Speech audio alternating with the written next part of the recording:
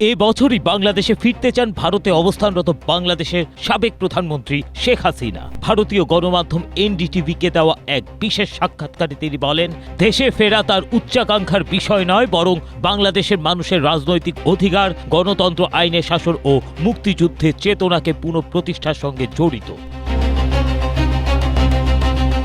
শেখ হাসিনা দাবি করেন, তার বিরুদ্ধে দেয়া রায় বিচার নয়, বরং রাজনৈতিক উদ্দেশ্য প্রণোদিত একটি প্রক্রিয়ার অংশ।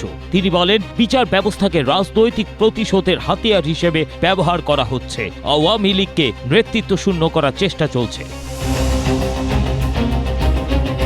বাংলাদেশে বর্তমান রাজনৈতিক পরিস্থিতি সমালোচনা করে শেখ হাসিনা বলেন, দেশে গণতন্ত্র, আইনের শাসন ও নিরাপত্তা সংকট তৈরি হয়েছে। জীবন অবাক না করলে কে করবে? 28% মিল্ক ফ্যাটের অবাক করার সাথে ফ্রেশ মিল্ক পাউডার। জীবন অবাক করুক প্রতিদিন। অর্থনীতি দুর্বল হয়েছে, উগ্রবাদ বাড়ছে এবং সংখ্যালঘুরা হামলার শিকার হচ্ছে বলে তিনি অভিযোগ করেন। সংখ্যালঘুদের নিরাপত্তা প্রসঙ্গে তিনি বলেন, হিন্দু, বৌদ্ধ, খ্রিস্টান, আদিবাসী ও অন্যান্য সম্প্রদায়ের উপর হামলার ঘটনা অত্যন্ত উদ্বেগজনক। তিনি দাবি করেন, বর্তমান সরকারের অধীনে দেশে কোনো গণতন্ত্র, মানবাধিকার ও অর্থনৈতিক নিরাপত্তা নেই।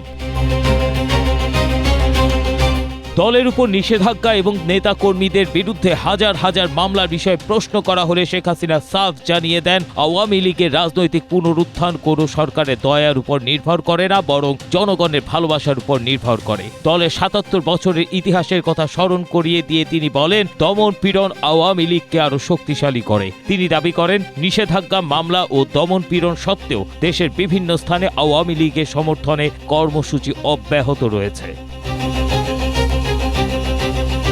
সাক্ষাৎকারে আওয়ামী লীগের উপর নিষেধাজ্ঞা প্রত্যাহার, রাজনৈতিক মামলাগুলো প্রত্যাহার এবং রাজনৈতিক কর্মকাণ্ডের সুযোগ নিশ্চিত করার আহ্বান জানান তিনি। দেশের মানুষ, দলীয় নেতাকর্মী এবং গণতন্ত্রের পরিস্থিতি তিনি নিয়মিত পর্যবেক্ষণ করছেন বলেও জানান। তিনি বলেন, আমার শক্তি বাংলাদেশের মানুষ, আওয়ামী লীগের নেতাকর্মী এবং বঙ্গবন্ধুর আদর্শ।